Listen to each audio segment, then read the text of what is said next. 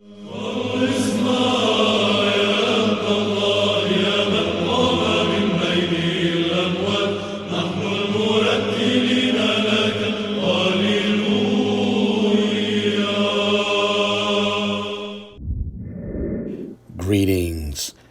I want to dedicate this video to two wonderful people, just a couple of beautiful souls, those being Yacoba and Sister E, as while I was away, they found it in the kindness of their hearts to take time out of their busy schedules and get on social media to ever so sweetly encourage me to return to this subject soon.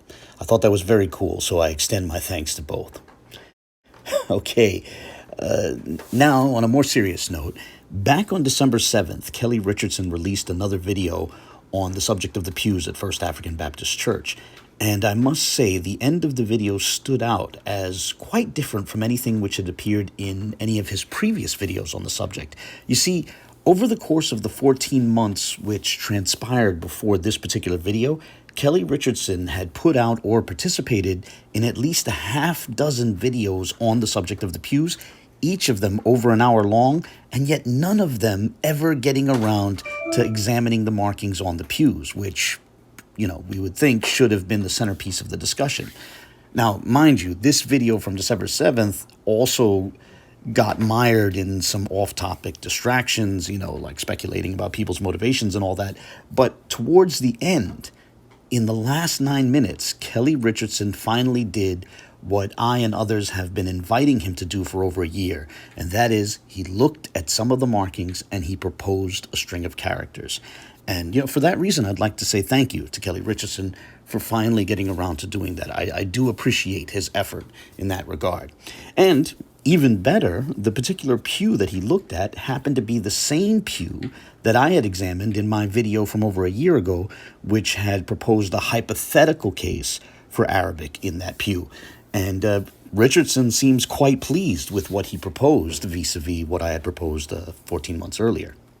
I know if he had any glimpse that he could come against what we put out, especially closing out with that pew that he tried to say was Arabic and prove that he had no clue of what he was talking about. So in this video, I'd like to look over Richardson's proposed reading for the pew and compare it to a slightly revised version of my, again, hypothetical case for an Arabic reading for that pew.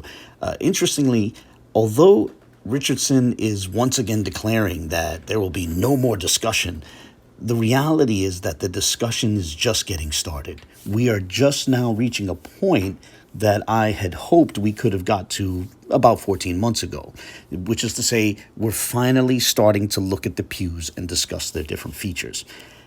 Whatever the case, let's begin with a salient portion of Richardson's presentation. Just to be clear, he's proposing that the relevant markings read in Hebrew, Yod Zayin Resh Yod Yod Yod Lamed. And yes, that's a triple Yod, 3 consecutive Yods. But also to be clear, he's proposing this string of characters appears in specifically the Solitreo script. So in these brief clips, you'll see Richardson attempt to give a justification for putting aside most of the markings on the pew. Then you'll see him lay out the precise string of characters that he feels he sees in the portion which he isolated. And then he'll note what precise word he thinks that spells. And then finally, he'll attempt to support his interpretation by running that precise string of characters through an online Hebrew translation site at doitinhebrew.com. So here you go. Take a look. The first error is assuming that this pew was written by one person. If he would have done the proper analysis on the pew, he would clearly see that there was at least 2 people or 2 different tools used to write cursive Hebrew or soletreo on these pews. If you zoom in on the writings, it's obvious and it is supported. The yellow writings to the left of your screen is me writing out the highlighted section of the pew. Altogether, they are pronounced Yiz-Ray-Il or Is-Ray-Il. Is-Ray-Il. Let's confirm it with the tool Abu describes as unreliable in his attempt to debunk Benaiah Israel. Right, left, do your right, left, uppercut. Right, left, do your right, left, uppercut. Right, left, do your right, left, uppercut. Okay, let me begin by first thanking Richardson, for thanking Kelly Richardson for finally presenting, a string of characters. I do honestly appreciate it, as that is the most central aspect of the discussion over what appears on the pews. Now, let's start with his assertion that the portions he doesn't want to look at were written by a different person or with a different tool. Now, notice that he didn't present any argument for that position. Rather, he just simply asserted it. And honestly, in the absence of an argument in favor of that claim, I see no reason to accept that premise. It seems to me that it's probably the case that he came up with that line of argumentation simply because he finds those portions difficult to interpret, and thus he wanted to avoid them. While I await further elaboration from Kelly Richardson on this premise, if I had to guess, I would guess that he would probably hinge his argument on the lines being thinner or thicker than others, or having different levels of, opacity. But the truth is, if I were making markings, whether I was using a paintbrush or a knife or a screwdriver or various other tools, I could make lines with different levels of thickness and thinness, and also different levels of impression, how opaque something is, how hard I press, etc. Whatever the case, if we just focus on the stretch of the pew that has markings, right? I'm going to put this in this square here, this rectangle. If we just focus on the portion that has markings, we can see that Richardson cast aside a majority of those markings. The portion he wants to focus on only covers about 38% of this stretch. The portion on the left covers about 24% of the stretch, and the portion on the right covers another 38% of that stretch. So Richardson put aside and ignored more than half of the markings on this pew. He literally ignored most of the markings. He literally ignored most of the pew. Now, in contrast to that, I'm going to represent a hypothetical case for Arabic on this pew, and I'm going to try to incorporate the portions that Richardson ignored. The first thing I want to do is go to Google Images and pull up something to compare the markings to. So I'm going to type in Surat and Nas calligraphy, and I'll just choose this top middle image. So this is the 114th chapter of the Qur'an, the last chapter of the Qur'an according to its current organization. And I'm going to skip past the top portion, which has the basmala and the first verse of the chapter, and I'm just going to focus on this portion right here, which has the second and third verses of the chapter. The portion on the right is from verse 2, and it reads, Maliki Nas, the ruler of mankind. Now, I'm not really going to be looking at this verse in this video, but it will have some minor relevance towards the end. My main focus is going to be on the portion on the left, which is the third verse, which reads, Ilahi Nas, the God of mankind. I'll be comparing this Quranic text to what appears on the particular pew we are examining in the video. So, returning to the pew, I'd like to first look closely at this portion here. Kelly Richardson felt that there's a clean break between two characters here, but I see markings in between the portions he proposed. Being that he referenced alleged tools which were used, assuming for the sake of argument that these are, man-made markings, I'm happy to say that maybe the person making these markings might have had to employ multiple strokes, but that does not seem obvious to me as obviously ruling out the possibility that it was intended as part of a continuous flow. In other words, this portion here could have been intended as a continuous flow, even if multiple strokes were used to ultimately put that flow together. With that in mind, I do see a clean break here. You have this portion that hooks upward, and then there's sort of a dot above that hook. So with that in mind, pulling back, this portion here looks to me like an Arabic nun alif. It looks like a sort of hook, but with a dot above the shorter portion. And when looking at the Quranic text that we pulled up, a nun alif appears right here. Returning to the pew, the next portion I would like to focus on is the portion on the left, which is one of the portions that Richardson ignored. Notice this portion here sort of goes downward, then raises up a little bit, then drops a bit again and rises again, almost as if it's forming something like a W. Can you see that? As we pull back now, notice that portion that it also has another part that hooks off dramatically to the left. And therefore, I would propose that this looks like an Arabic final scene. And as we return to our Quranic verse, we find precisely that Arabic character scene, final scene specifically, in that, basically that same spot. And this gives us the Arabic word nas, which means mankind. In my first video on a hypothetical case for Arabic on this pew, I also showed this calligraphic form of the name of the chapter, Surat an-Nas, and I highlighted the word nas in that as well for the sake of comparison. So one of the portions that Kelly Richardson wanted to ignore actually looks like an Arabic character and fits very well with an Arabic interpretation of this pew.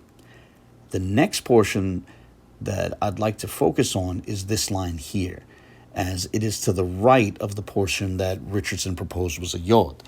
So this is another portion that Kelly Richardson wanted to ignore. Here I would propose that this looks a bit like an Arabic alif. Returning to the Quranic text, we find an alif in this position here. Now, the next portion I want to look at on the pew is this portion right here. Kelly Richardson had proposed that this portion has 4 characters within it, Yod, Zayin, Resh, Yod, and in specifically the Solitreo script. In my first video on a hypothetical case for Arabic in this pew, I showed this calligraphic rendering of the same chapter, and I noted that the word ilah is rendered like this, with that hook on the top right. So in the Quranic text we have been looking at, I would propose that this could correspond to this portion here, where you see the arrow pointing to. This portion is actually 2 characters, lam, ha. I'd propose here that the hook in the corresponding marking on the pew could just be a more dramatic rendering of the lam in lam, ha. As I said before, if we assume this is a man-made mark, the person who made it might have had to use multiple strokes to make this continuous flow of 2 characters, lam ha, but it seems to provide an easy explanation of why there isn't a clean break between what Kelly Richardson wanted to interpret as multiple separate characters. Multiple separate Hebrew characters, that is. In Arabic, multiple characters can form a continuous flow. So on this interpretation, we now have 2 words. On the right, we have alif lam ha, spelling the word ilah, which means God. On the left, we have nun alif sin, spelling the word nas, which means mankind. But what about those 2 lines right in between those 2 words? Well, returning to the Quranic text, the only portion that has not been highlighted in the verse is, well, in specifically verse 3, is precisely the 2 lines between the word ilah and the word nas. This portion here, 2 lines forming the definite article, alif, lam. So on the pew, I'm going to highlight those 2 little lines and interpret them as an alif lam, the definite article on the word nas, forming the word an-nas, the mankind, the humanity. So now we have the full Quranic verse reading ilahin nas, the God of mankind. And at this point, those familiar with Arabic will be within their rights to note that that's a very short alif and lam in what's being proposed as the definite article for an-nas. For that reason, this would probably be it's probably the most curious portion of this interpretation of the pew. But remember that Richardson was proposing that these allegedly man-made markings were made specifically by slaves. You see, the pews were built by slaves, and it's claimed that the same slaves who built the pews also made the markings on the pews. Now, assuming that's true, with that in mind, I'd like to turn to this document, which is currently displayed at the University of Pennsylvania. I'll share a link in the video description. This is a text which a slave in Haiti wrote in the 1700s. What you see here was the slaves' attempt to write the Arabic text of the 112th chapter of the Qur'an from memory.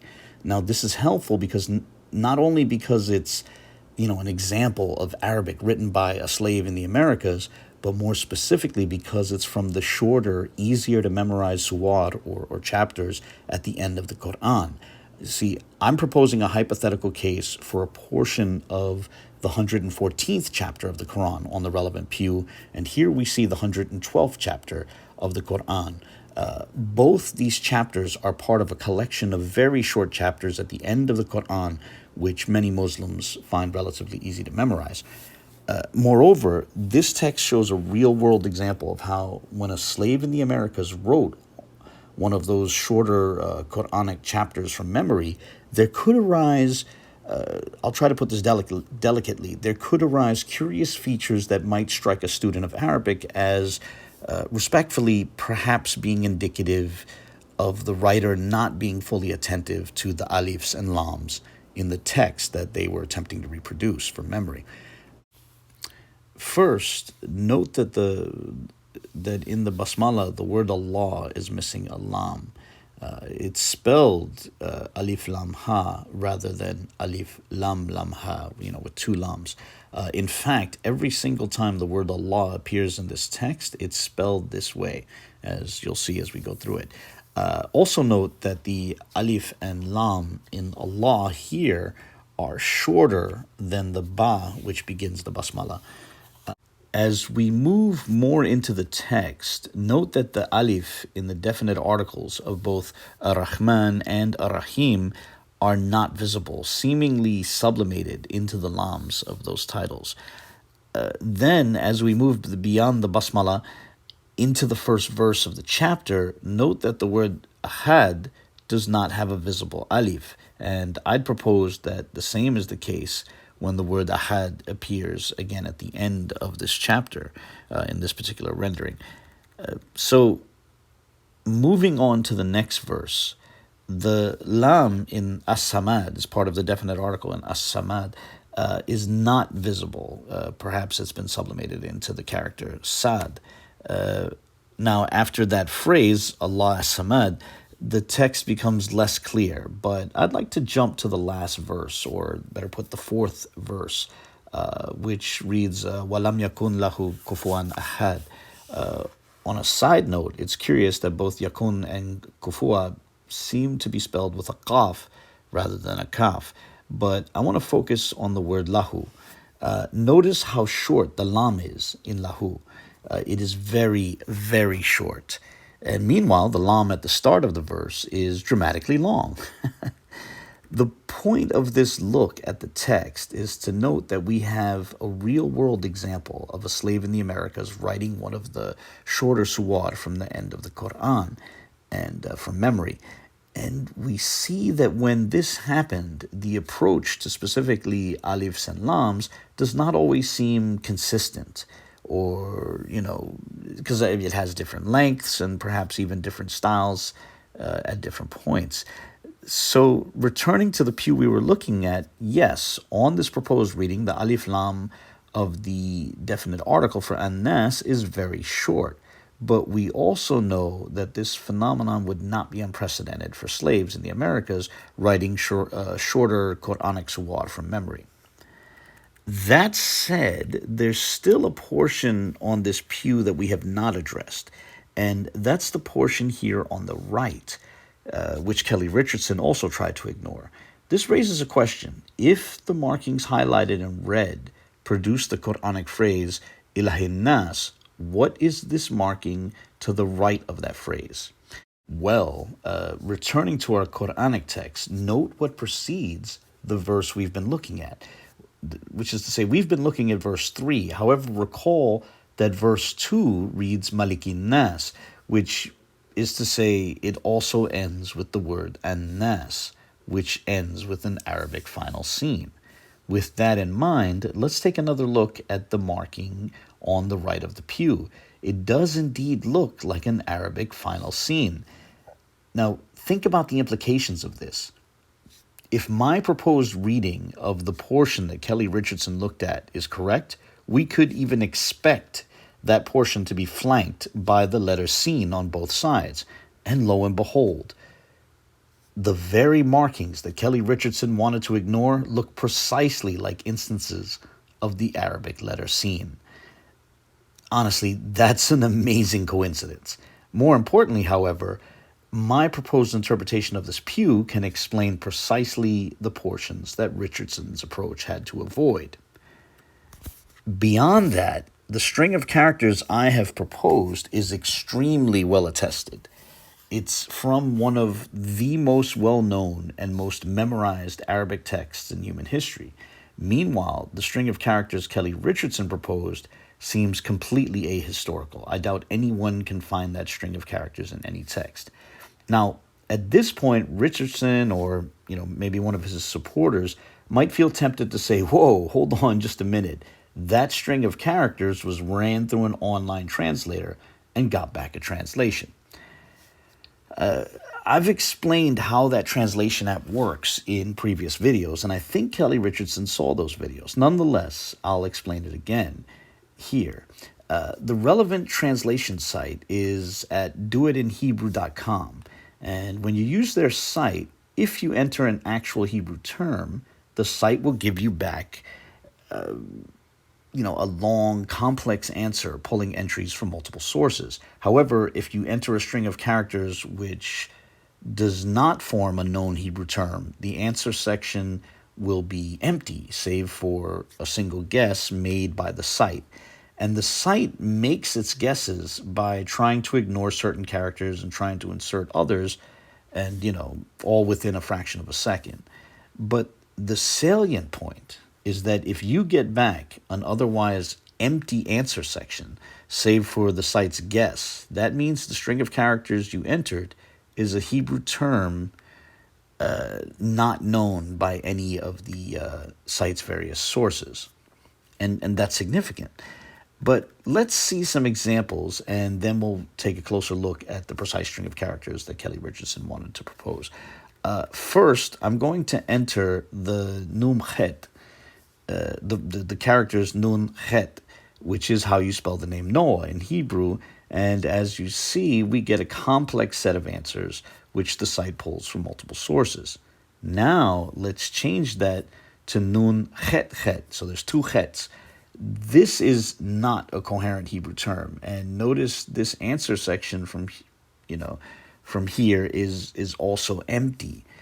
All one finds at the top is the guess, which is still Noah, as the site, in an attempt to find something similar, ignored one of the hets in the string of characters we entered. Now, for a second example, I'll enter Yod Het Yod He, which spells Yihyeh, which means he or it masculine will live. And we see that for this verb, we get a complex set of answers when we run it through the translation site. But now I'm going to go back up and enter something completely crazy. Yod Het Lamed Yod Wa Het Het, which is complete gibberish. That is not coherent Hebrew in the least, yet the site ignores several characters and comes up with a guess, but notice that the answer section is otherwise empty. That's the important thing to understand. Kelly Richardson, he misrepresented me and claimed that I called the site unreliable. However, I never said that. I have only argued that one has to understand how this site works. If multiple, let me put it this way. If what you enter is meaningful Hebrew, the site will give back a complex set of answers. And it pulls, those answers from multiple sources. However, when you enter something ahistorical or incoherent, that answer section will be empty. The site is still going to give back something as an approximation, or in worst case scenarios, at least a phonetic transcription into Latin characters. But when the answer section is otherwise empty, that means that the string of characters you entered is unknown to the site's various sources. So with that in mind, let's enter the word Yisrael or Israel, which is properly spelled Yod Sin Resh Alef Lamed. So clicking that, we see that the site gives a complex set of answers. But now let's enter the string of characters that Kelly Richardson proposed, which is Yod Zayin Resh Yod Yod Yod Lamed. Yes, the guess, the approximation based on ignoring or importing characters within a fraction of a second is Israel. But notice that the answer section is once again completely empty. That section is empty because the string of characters which Richardson proposed is completely ahistorical. So to close out this video, let's note some of the strengths of my hypothetical Arabic interpretation of the relevant pew, as contrasted with the weaknesses of Kelly Richardson's Solitreo Hebrew interpretation of the same pew. First, the Arabic interpretation of the pew explains most of the markings. It explained almost every mark on that pew, whereas Kelly Richardson's approach has to ignore most of the markings. He literally tried to avoid more than half of the markings on the pew he was interpreting. Second, the Arabic interpretation of the pew produces a coherent phrase, whereas Kelly Richardson's approach offered a single word, and that one word strains credulity. It's hard to take seriously. Third, the Arabic interpretation of the pew produces a phrase which is well attested in historical Arabic literature. It's a phrase from the Qur'an, the most well-known work in all of Arabic literature. Meanwhile, Kelly Richardson's string of characters seems to lack any textual witness.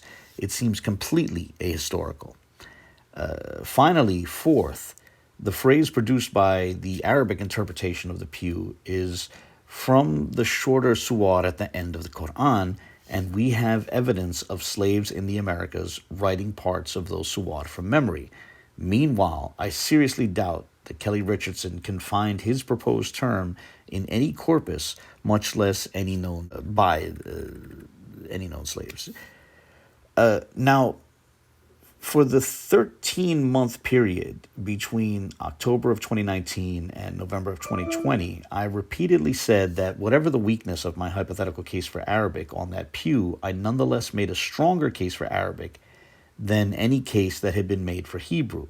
That upset Kelly Richardson, but it was said because during that time period, no one had ever made a public attempt to, transcribe what they think appears on the pews. But since November, a few people have made attempts to propose Hebrew on the pews, Benaiah Israel being the first, and for that reason I continue to respect the paradigm shift he ushered in. But even now, when comparing my latest Arabic interpretation of this particular pew to Kelly Richardson's Solitreo Hebrew interpretation of the pew, we can still honestly say that a stronger case has been made for Arabic than has been made for Hebrew. One side is proposing a coherent, well-attested historical Arabic phrase, while the other is proposing a single, barely coherent ahistorical word. Now, at this point, I imagine someone will want to ask if any scholars back this Arabic interpretation of this pew. My answer is I'll cover that in my next video on appeals to scholars, where we will also look at Kelly Richardson and his team's appeal to a new scholar. But for now, permit me to again put up the disclaimer that however strong this video's case for Arabic might seem, I'm still not definitively claiming that there is any language on this pew. This was, as I repeatedly said, a hypothetical case for Arabic. I do believe there's something to be said about a creative mind's ability to see patterns that are not actually present, based on familiar features and familiar, as I said, patterns. On that note, I'll close here. I definitely look forward to the comments of others. God bless.